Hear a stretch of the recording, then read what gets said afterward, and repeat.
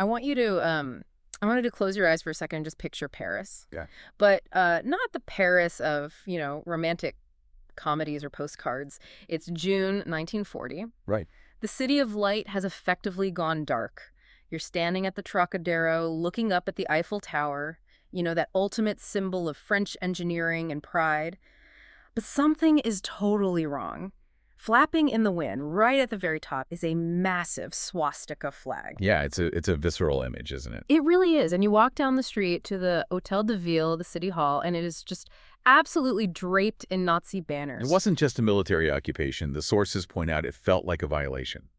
In fact, the historian Ian Osby, he explicitly describes the psychological shock of that moment as a feeling of rape. Wow. Yeah. It wasn't just that they had lost a war. It was that their home had been deeply invaded. And Osby had another description that really stuck with me. He called it almost surreal, like a data prank. Right, the absurdity of it. You have these severe German Gothic fonts suddenly on the Parisian street signs. You have the Wehrmacht just marching down the Champs-Élysées. The familiar textures of daily life had suddenly become the enemy. It created this sense that reality itself had fractured. Exactly. And that is the world we are stepping into today. We are doing a deep dive into the shadows of France. Our mission here is pretty specific. We want to take a sledgehammer to the Hollywood version of the French Resistance. Oh, definitely. You know the one I mean. Everyone is wearing a trench coat and a beret. They're all impossibly cool, sipping wine while casually blowing up trains. And everyone gets along perfectly in the movies, right? Right. But the sources we're looking at today, which range from military assessments by Eisenhower's staff to some incredibly gritty historical records, they paint a picture that is chaotic, fractured, and desperate. We're talking about a resistance that was fighting a civil war at the exact same time it was fighting the Nazis. And the core question we're trying to answer is this. How did a scattered group of misfits, a group that included conservative Catholics, radical communists, Jewish scouts, and Spanish anarchists, people who fundamentally hated each other politically. Yeah. How did they unite to become a force that General Eisenhower estimated was worth 15 full infantry divisions? 15 divisions. That is a massive number. I mean, that's an army. So, okay, let's unpack this. We have to start at the beginning. June 1940. France collapses. The government surrenders. The popular narrative is that the French people immediately grabbed their rifles and ran into the woods. That is the myth of what they call resistancialism. But the reality was much slower and much quieter. Yeah. For most people, life actually continued unchanged at first. There was a period of profound shock, a national numbness. Resistance didn't start as a military operation. It started as a psychological state. The writer Jean Cassou coined a phrase that I think perfectly captures this era.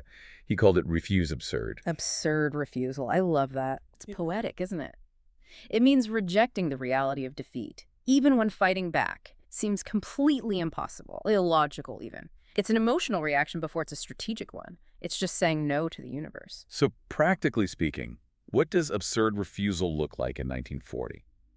If you can't fight an army, what do you actually do? You do small, dangerous, and seemingly petty things. You tear down a propaganda poster, you slash the tires on a German truck parked on a side street, you cut a phone line, even if you don't know who it belongs to. It was vandalism with a purpose. Right. But we have to be totally clear, the cost was lethal from day one. Yeah, the sources mention a man named Israel Karp. Yes. He was a Polish Jewish immigrant living in Bordeaux. His act of resistance, he jeered at a German parade. He just yelled at them. And for that, he was executed. Executed for yelling. And the first Frenchman shot for sabotage was a 19-year-old kid named Pierre Roche. He cut some telephone cables. So the stakes are life and death immediately. But structurally, in 1940 and early 1941, these were still just scattered individuals acting on impulse. There was no army of shadows yet.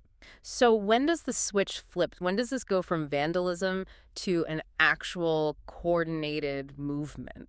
The major turning point is purely geopolitical. It's 1941, specifically Operation Barbarossa, the German invasion of the Soviet Union. Ah, right. Because before that, the communists were technically on the sidelines. Exactly. The French Communist Party, the PCF, was bound by the non-aggression pact between Hitler and Stalin. They were officially neutral, which is wild to think about now. But the moment Hitler invades Russia, the gloves come off. The PCF enters the fight. And this matters technically because the communists brought something the early amateur resistors lacked. Discipline. Discipline. They were professional revolutionaries. They were accustomed to secrecy, they understood cell structures, so that if one person got caught, they couldn't give up the whole network, and many had actual combat experience from the Spanish Civil War. They brought an intensity and a specific type of violence that just hadn't been there before. We see this escalate in August 1941 with a really pivotal event in the Paris metro. This is the Colonel Fabian story. Right, Pierre Georges, known as Colonel Fabian. Hmm. He walks into the Barbès-Rochefort metro station, pulls out a revolver, and assassinates a German naval officer named Alphonse Moser, point blank. That feels like a crossing the Rubicon moment. I mean, before it was cutting wires. Now it's murder in broad daylight. It was the first direct assassination. And the German response was immediate and brutal. General Schutznagle, the military commander in France, issued the Code of Hostages. The math was terrifyingly simple. For every German soldier killed, 50 to 100 French hostages would be executed. That is a staggering ratio. 50 to 1, it must have caused a massive moral crisis within the resistance. It tore them apart. It forced a terrible ethical debate. You have to ask yourself, is assassinating one naval officer, who might just be a low-level functionary, is that worth the lives of 50 innocent French citizens who are going to be pulled out of a cell and shot? Yeah. General de Gaulle actually went on the radio from London to beg them to stop the assassinations because the cost in innocent blood was just too high. But the communists didn't stop. No, they operated under the slogan, an eye for an eye. They believed that to mobilize the population, you had to create a cycle of repression and hatred. Their logic was, if the Germans shoot hostages, the population hates the Germans more, which leads to more recruits. It was a cold, hard calculus. And again, looking at the sources impartially, this was a fundamental ideological split on how the war should be fought. So the violence is escalating. Now let's look at who these people actually were. We mentioned communists, but the sources emphasize that the resistance was really a coalition of the unwilling. It's a fascinatingly diverse cast. You had the Gaullists, who were loyal to de Gaulle in London and tended to be more military or conservative. You had the Jewish army, the Armée Juive, fighting for mere survival. You had foreigners, Spanish Republicans, Armenians, like the Manouchian group. These people would never have spoken to each other in peacetime. And we really have to highlight the role of women here. The data says women made up maybe 11 to 20% of the resistance, but the notes suggest their impact was completely foundational. Foundational is the exact right word. One source notes that women actually kick-started the resistance. You have to remember, nearly 2 million French men were prisoners of war in Germany. The men were gone.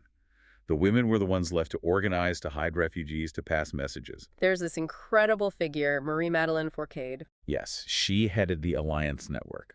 They called it Noah's Ark because everyone used animal code names. She was the Hedgehog. It was one of the most important intelligence networks in the entire war, and it was run by a woman. But because leadership roles in the paramilitary groups were so often held by men, or because history focuses on the guys with guns, the women who built the infrastructure often get sidelined in the retrospective. Speaking of guys with guns, let's talk about the Maquis. This is the rural resistance. In the movies, they're always these noble patriots fighting for liberty. But the origin story is a lot more pragmatic, isn't it? It's about survival, plain and simple. The catalyst wasn't ideology. It was the STO, the Service du Travail Obligatoire. The forced labor draft. Exactly. By 1943, Germany's industry was starving for manpower, so they imposed a draft. If you were a healthy French male, aged 20 to 22, you were ordered to go to Germany to work in their factories. So the choice is go build tanks for the Nazis in the Ruhr Valley or run away. Right. And thousands chose to run. They fled to the hills, the mountains, the deep forests. The term Maquis actually comes from Corsican slang for scrubland. It implies bandits, people living outside the law. Initially, these guys weren't trying to liberate France. They were just trying not to be deported. They were called refractaires, dodgers. I found the detail about their subculture so fascinating. They were young, they were bored, and they were hungry. They developed their own slang, like they called the propaganda leaflets dropped by planes torschkolls. Which translates to asswipes. David. It shows their youth and defiance. But they had a logistical nightmare. They were hiding in the woods with no food, no shelter, and no weapons. To survive, they had to steal from local farms. So initially, the Maquis were seen by some French locals almost as bandits or gangsters. They needed to be organized and armed to become a real fighting force. Enter Jean Moulin, the unifier. This guy has a legendary status in France, like a founding father figure. Rightfully so. Jean Moulin is the key to the whole puzzle. De Gaulle was in London, claiming to be the leader of France. But the Allies, Churchill and Roosevelt, they were skeptical. They said, "You're just a brigadier general with a microphone. Do you control anything on the ground?" So de Gaulle needs to prove he controls the resistance. Exactly. He sends Moulin to parachute back into France in January 1942. Moulin's mission was seemingly impossible. Get all these squabbling factions, communists who want a revolution, right-wingers who want a restoration, unionists to sit at the exact same table and acknowledge de Gaulle as their leader. And he actually did it. He did. Wow. He formed the MUR, the United Resistance Movement, and eventually CNR, the National Council of Resistance. He created a unified command structure out of absolute chaos. But his story ends in one of the most tragic episodes of the entire war. The betrayal at Callier. In June 1943, Moulin organized a secret meeting of the resistance leaders in a doctor's house in a suburb of Lyon. But the Gestapo raided it. Moulin was arrested by Klaus Marby, the infamous butcher of Lyon. And the sources say Moulin was tortured brutally. It was horrific. He was beaten into a coma, his bones broken. Barbie wanted names. He wanted the structure. But Moulin never spoke. He died on a train transporting him to Germany. He died carrying the secrets of the entire resistance. His silence effectively saved the movement. That is heavy, but really segues into the darker reality of life under occupation. We didn't think of it as French versus German, but the notes highlight that it was often French versus French, a civil war. The guerre franco-française. The enemy wasn't just the Wehrmacht. It was the Milice. The Milice. These guys sound like an absolute nightmare. They were the Vichy regime's paramilitary force, created by Joseph Darnan, a World War I hero turned fascist. They were tasked with hunting the resistance. Ideologically, they were anti-Semitic, anti-Gaullist, and completely ruthless. But what made them so dangerous was that they were French. They knew the terrain, they knew the local dialects, they knew who was related to whom. They could infiltrate networks in a way the Germans never could. And it wasn't just the uniformed milice, right? The notes mention the crows. The informants.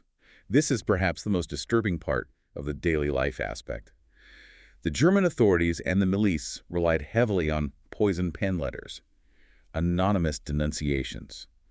The Paris Kommandantur, the German headquarters, received 1,500 denunciation letters a day. 1,500 a day? That is horrifying. That's your neighbor turning you in. Often for incredibly petty reasons. Envy, greed. My neighbor listens to the BBC too loud. My business competitor is hiding a Jew. I want that apartment. It created an atmosphere of total paranoia. You couldn't trust the person next door. The Gestapo didn't need to be everywhere because the crows were doing their work for them. So you're fighting the Germans, you're fighting the milice, and you're watching your back against your own neighbors. How do they actually manage to be effective? Well, let's talk tactics. How do you fight a massive military machine with stolen pistols and sabotage? Intelligence was their biggest contribution initially. The BCRA, de Gaulle's intel agency, was piping incredible amounts of data to London. By 1944, they were sending 2,000 plans a week, including detailed maps of the Atlantic Wall defenses. They told the Allies where every pillbox was. And there's this specific operation called Plan Violet. I think this is a perfect example of working smarter, not harder. It really is. Yeah. Plan Violet wasn't about blowing up trains. It was about cutting wires. The resistance systematically destroyed French telephone lines and underground cables. Why does that matter? Because the German army preferred landlines. They were secure. If you cut the lines, you forced the German commanders to switch to radio for communication. And why is that fatal? Because the British at Bletchley Park had cracked the Enigma code. Oh, that is brilliant. Right. If the Germans are on secure phone lines, the Allies are blind. If they're forced onto the radio, the Allies are reading their mail. Plan Violet literally forced the enemy to broadcast their secrets. Just a pair of wire cutters changing the entire intel game. Now, what about industrial sabotage? There's a story here about the Peugeot factory that I absolutely love. Yes, involving Harry Ray. He was an agent of the Special Operations Executive, Britain's Secret Service. The RAF wanted to bomb the Peugeot factory because it was making tank parts for the Nazis. But bombing in World War II was terribly inaccurate. It would kill civilians and destroy the whole town. So instead of bombing it, Ray tries diplomacy. In a way. He approached the owner, Rudolf Peugeot. He walked into his office and essentially said, "Help me break your factory so the British don't have to blow it up." That is a bold sales pitch. Break your own machinery or we drop a bomb on you. And it worked. Peugeot agreed. They helped Ray place explosives in key machinery transformers and heavy presses. It stopped production effectively for months without flattening the town or killing the workers. It shows the nuance involved. It wasn't just shoot the bad guys. It was negotiation. So we're building up to the big moment, June 1944, D-Day. The Allies land. This is where Eisenhower's 15 divisions estimate comes into play. how does the resistance actually support the invasion? It's all about delay and chaos. Look at Plan Tortue, Plan Turtle. The goal was to slow down German reinforcements rushing to Normandy. The Das Reich Panzer Division, a terrifying elite tank unit, was stationed in the south. It should have taken them 3 days to get to Normandy by train and road. 3 days, that's the benchmark. It took them 18 days. Wow, that's over 2 weeks of delay. Every bridge was blown, every road was ambushed. The Maquis used gammon grenades, basically moldable plastic explosives, to blow the tracks off tanks in narrow passes. By the time Das Reich got to the battle, they were exhausted, depleted, and late.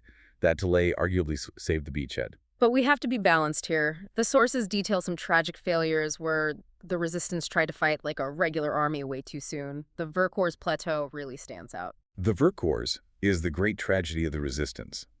The Maquis there declared a free republic on this high plateau fortress. They mobilized thousands of men openly. They raised the French flag. They expected the Allies to drop heavy weapons artillery, anti-tank guns, to help them hold it against the Germans. You thought they were the southern front of the invasion. They did. But the heavy weapons never came. The strategic priorities of the Allies were elsewhere. The Germans realized they couldn't just ignore this republic, so they landed gliders full of SS troops right on top of the plateau.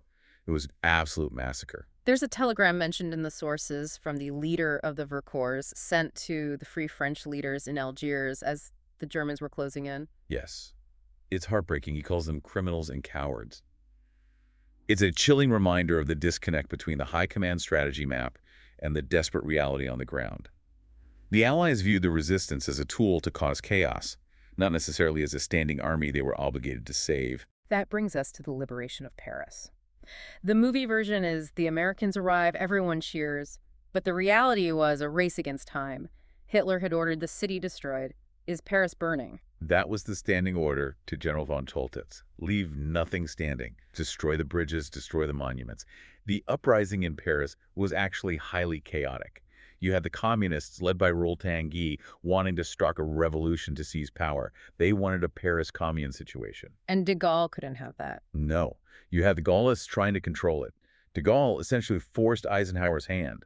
He demanded that the 2nd Armored Division under General Leclerc, a French unit, be sent to save the city immediately, or he'd send them himself, disregarding orders. He wasn't going to let Paris burn, and he certainly wasn't going to let the communists claim sole credit for liberating it.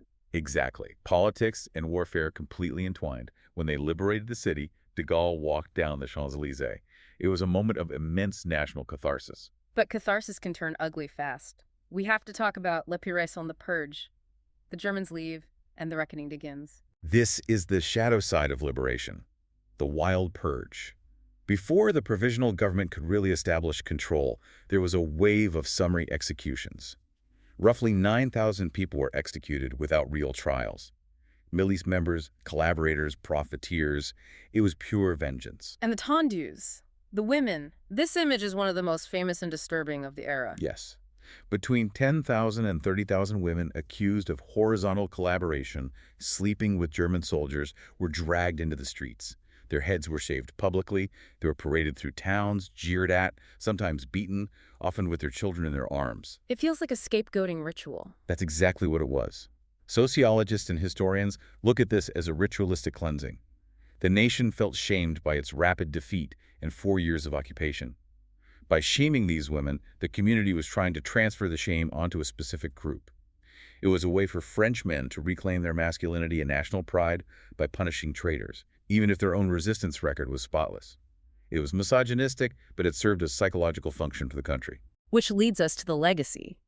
After the war, de Gaulle creates this narrative of a nation in arms, the myth of resistantialism, that everyone was in the resistance. That was a political necessity.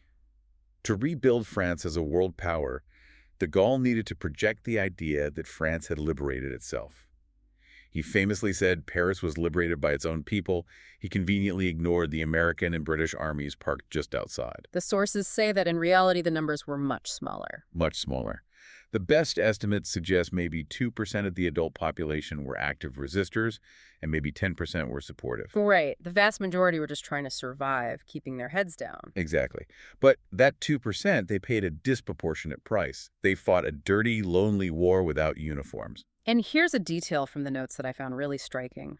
Right after the war, de Gaulle ordered all the British SOE agents, the ones who had trained the Maquis, dropped the guns, organized the networks to leave France immediately. Within days, he wanted them gone. It makes you wonder, how much of our history is shaped not by what actually happened, but by what we need to believe happened? De Gaulle needed a purely French victory, so he erased the help. That is the enduring question of the French resistance. It sits right on the fault line between the messy, compromised reality of survival and the clean, heroic myth of national unity. It really does. And I want to leave you with a final thought to mull over. We look back at that 2%, and everyone today likes to think they'd be part of that brave 2%. But if history's any guide, 98% of us wouldn't. So what does that say about human nature when the lights go out? How quickly do we adapt to the unthinkable just to keep our heads down? It's a fascinating deep dive into the shadows. Thanks for listening.